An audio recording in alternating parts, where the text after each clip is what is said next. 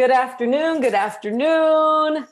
If you're watching the replay, maybe good morning, maybe good evening. I'm Jessica Perez-Beebe, and I'm excited to be here with you today. I'd love to see you say hi, drop in the comments. I want to know if you are a business owner, a coach, a public speaker, a salesman, what is it that you do for your profession? Please be so kind as to let me know in the comments, because I want to really weave this in specifically to what I see, who I see showing up live. But what we're going to talk about today is what it means to live a pro life. So my colleague, who is a business coach, asked me to come into her group last week and talk about this topic specifically, right? What does it mean to live a pro life? It has nothing to do with being a pro athlete, which I am, but what does it mean to think like a pro, to have the mindset of a pro in anything that you pursue, and especially for those of you who are coaches, leaders, entrepreneurs, public speakers, leaders in any way, business owners. And if you are, please let me know in the comments. We're going to talk about how to apply what I'm going to teach you specifically to your business. Okay. So let me know in the comments if you know what your career is, what your business is, and be so kind as to share and let me know that you are, that this topic is really helping you. Okay. So let's talk about how to become a pro in your career and in your life. A pro, not an amateur. If you have ever read the book, The War of Art by Steven Pressfield, you will understand this term, amateur versus pro. Okay, so you can build a pro career, you can build a pro business, you can build a pro body, you can build, anything. You can go pro in anything in your life. It's really just a way of being. Hi, Chris. Hi, Emma. Hi, Isidro. So it's a way of being. It's a way that you think and act on a regular basis. Now, here's what I want you to write down.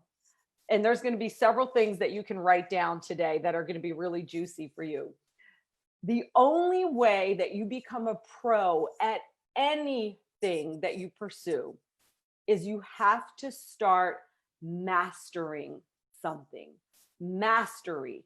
Okay, write down the word mastery. That's the difference between an amateur and a pro. Once you can call yourself a pro in any area of life, it's because you have mastered it. You have put in the time. So how many of you watching, again, are entrepreneurs, business owners? Let me know, throw a like or put a comment, put it in the comments. For those of you who are, you have probably heard the phrase shiny object syndrome, right? You may even suffer from it yourself from time to time, where you start one thing, you give your attention to it for a couple of months or even a year or 2 years with maybe mediocre results, but then you end up quitting, right? Like you quit, you get bored, and then you start something else and you're on to the next thing. Can any of you here listening, does that sound like you? Or let's say a lot of people want the 5-hour work week, right? In their first year of business with hundreds of clients and making 7 figures overnight. Or you just got into your industry last year. Maybe you took, a training or got a certification and you're expecting to have the influence and the following and the respect and the money of someone that you admire who's been in the business for 10 plus years, right? All of these ways of thinking and shiny object syndrome and wanting everything overnight, it is a common entrepreneur habit, right?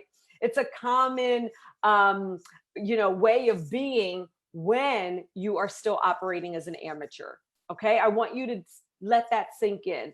That is an amateur mentality. It is not pro. In anything that you do, anything that you learn, anything that you pursue, think about it like this. You've got to start first by catching average, right? Like you've got to be average at it first, then you get good, then you get great. Then, as Tim Grover says, you can become unstoppable. But you don't become unstoppable until you relentlessly pursue the mastery of whatever it is. So somebody here, let me know, Natalie, Cedro, Chris, those of you who are watching live, let me know in the comments, what is something in your life that you're pursuing? You know, what is it that you want? Do you have a fitness goal, a career goal? Share what it is so I can speak directly to it. In anything that you're pursuing, if you're not relentless about mastering it, then you're still operating in an amateur mindset. When you get to the place of mastery, what you do and how you do it actually becomes automatic, because mastery is not thinking. That's the really incredible thing about it. Mastery is not about thinking, it's about doing. And it takes years and years of actually thinking to not be able to think. Does that make sense? So Emma said sales. So to master sales, right, you've got to look at it like you would anything else. To get to the place of mastery where it's just automatic. You, like my neighbor is a salesman, and you can tell it's just part of his personality. It's naturally who he is. He can, quote unquote, sell you on any idea. It's because he's mastered what it takes to think like a salesperson, how you get somebody to see a certain point of view. He's a great listener. He knows what things, he can tell what's going to connect with you, right? But that takes years, not just years of talking about it and reading about it. It takes years of actually doing it consistently.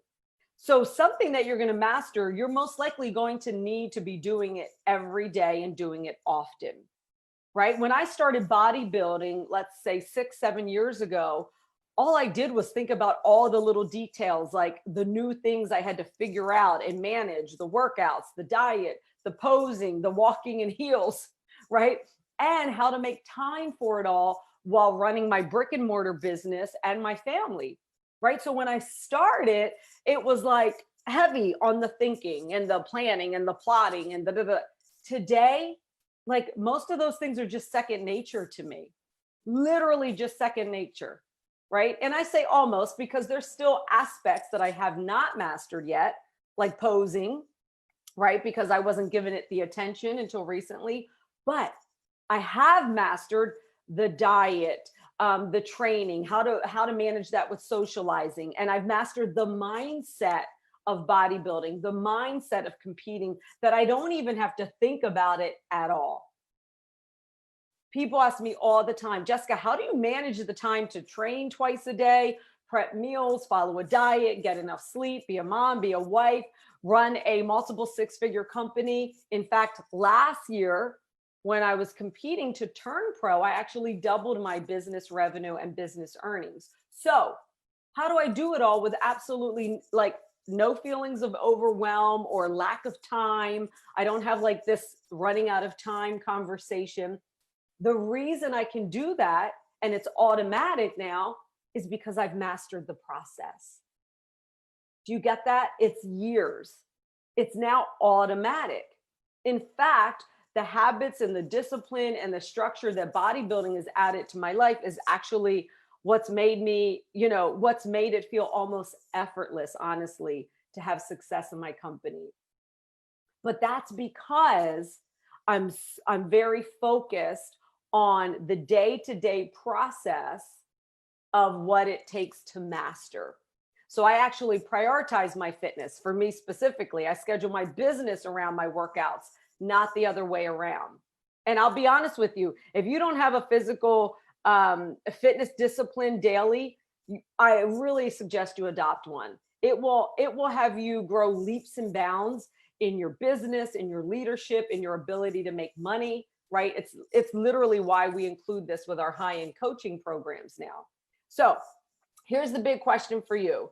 And Isidro says training horses. clearly that takes years, right? Like to become known as the best at what you do, like a master at what you do, not just dabble in it and be average at it, right? You've got to put in the time, right? You've got to earn it. Natalie says starting to write screenplays to actually produce into movies or TV shows. Okay, great.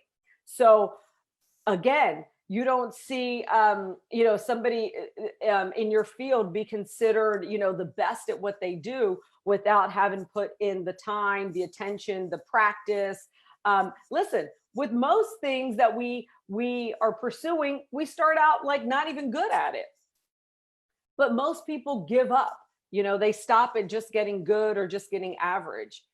If you want mastery in your life, if you want the lifestyle of showing up as a pro in all areas so that your standards continue to raise and you expect greatness, not just mediocrity, you've got to start with at least one thing that you can master and not jump around. So here's the big question. How do you get to the point of mastery in your craft, Natalie, Isidro, Emma? How do you get to the point of mastery in any area, in your craft, in your business, any area of life? There's a few things, but today, and I want you to write this down, it's going to blow your mind, hopefully. We're going to talk about one very important key factor that pretty much covers most of what's required. And it's this: the art of subtraction. Write that down. The art of subtraction. Mastery requires mental clarity. You can't have a lot of shit going on in your mind all the time. And here's what: you get clarity through subtraction, right? Not adding more stuff in, but by subtracting. Mental clarity is not about addition. Becoming a pro in an area of your life, becoming a master in an area of your life is not about addition. It's about subtraction. It's about what do you got to let go of. So are you guys ready to do this real process with me right now? Right? The reason I love this this metaphor of subtraction is because it's the same thing we do in bodybuilding, right? It's trimming the fat literally from your body, but also figuratively in all areas of life. So what do I have to get rid of in my day-to-day life when I'm prepping for a show? Well, I'm subtracting excess calories most of the time that I don't need for muscle building, right? I'm subtracting alcohol. I'm subtracting late nights. I'm subtracting socializing. I'm subtracting a lot of free time because I'm really focused on my training.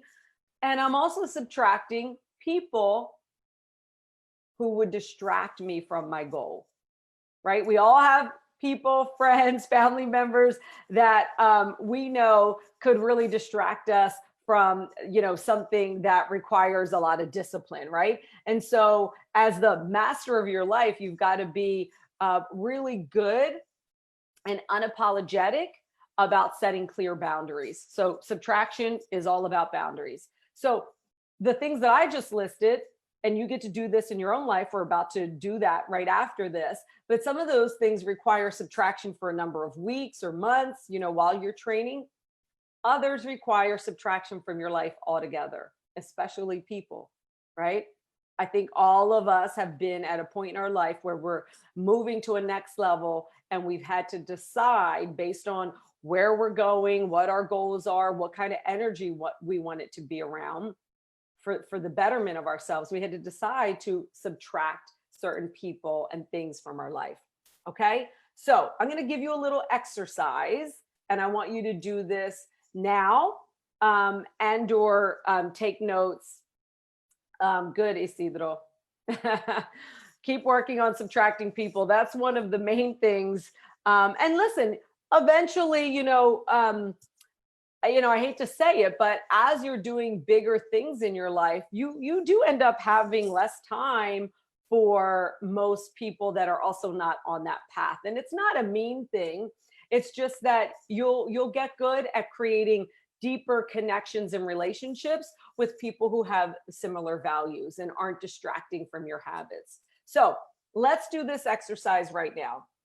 I'm going to give you a little assignment. 3 columns, okay? You're going to write this at the top of each column. Happiness, goals, and financials.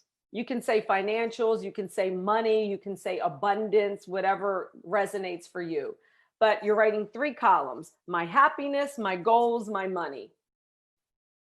And what I want you to do under those 3 habits, okay, is write, or under those 3 columns, write down the current habits or daily activities you are doing that directly contribute to those 3 words. So, what are you doing on a regular basis that contributes to your happiness? What are you doing on a regular basis that contributes to your goals? And by regular, I mean daily. What are you doing on a daily basis that contributes to your finances, your wealth building? Write those things there so that you can have a snapshot view of where you're putting your energy and your attention. Okay? Now, here's where subtraction comes in. I want you to look at that list once you get everything written out. And if there are activities and habits and behaviors in your life that you're doing that don't make any of those lists, right? They don't make any of the columns. They're not contributing to your happiness. They're not contributing to your goals, and they're not contributing to your financial wealth building. Identify what are those things that you're doing daily that do not contribute. They're not in any of the columns. And ask yourself, if it didn't make the list, why am I doing this? Why am I giving attention to this activity, to this habit, to this behavior? And ask yourself, how much time and energy is it actually taking from me? How much time and energy is it actually detracting from my happiness, my goals, my financial wealth building? And now that you see it, whatever's on the outskirts of those 3 columns glaring at you, what are you going to do about it? What are you going to do about it? It's a very insightful exercise. And if you're ready to take it even a step further, and I suggest that you do the exact same exercise, and to see that this will help you especially, do the exact same exercise, but instead of filling the columns with the things, the habits, the behaviors, you're going to fill those columns with the people in your life. Right? So you're going to write names of the people in those columns who are contributing to those areas: your happiness, your goals, your financial wealth. And then ask yourself, if there are people in your life, in your regular life, that didn't make one of those columns, why are they even in your life? How much time and energy are they actually detracting? And what will you do about it? Okay, so it's a very useful exercise that you can do at any point in your life. I suggest you do it every quarter. If you're someone who has a business, especially, this is a great thing to do with your quarterly check-in with yourself, because one of the things that happens is you can look at, where, when you've got goals and you're working towards goals, whether it's financial, business, or personal, and you're getting off course, you're most likely leaking energy somewhere here, right? Where you're giving too much time and attention to something and or someone that doesn't fit under one of those 3 columns. And so it's a great time to reassess every quarter, okay, at the end of the quarter even, so that you can really just have an honest look at where you've been putting your time and attention. And if you want to continue that into the next month, the next quarter, the rest of the year. Okay. So here's one more quote I want to leave you with before I log off. And it's a really good one. And I got this directly from Tim Grover, who I've been coaching with very closely for the past, 8 or 9 weeks or 10 weeks. And he said this on one of the calls, one of the coaching calls, and I immediately wrote it down. And he said, passion and motivation are entry level. Passion and motivation are entry level. If you still need passion and motivation to get to your next level, you're never going to get there. That is like a mind-blowing thing for most people. I just had this conversation with a client yesterday. Like, the passion and the motivation can get you started, but it's definitely not going to keep you going. So you must remember that on the road to mastery, which is how you become a pro versus an amateur at anything, and therefore how you get the lasting results, right? So that you can continue to level up. Passion and motivation is going to waver. It will come and go, but pros don't care about that. When we're pursuing mastery, passion and motivation doesn't matter to us. We know that mastery takes time, it takes commitment, it takes dedication, it takes consistency. And that's how you get from bad to average to good to great to becoming a master at what it is that you want to do. So thank you guys for joining me. If you have any questions, post them below in the comments thread, and I will come back in throughout the day to respond. Okay. It's been great to be with you. Go make it a pro day. Bye.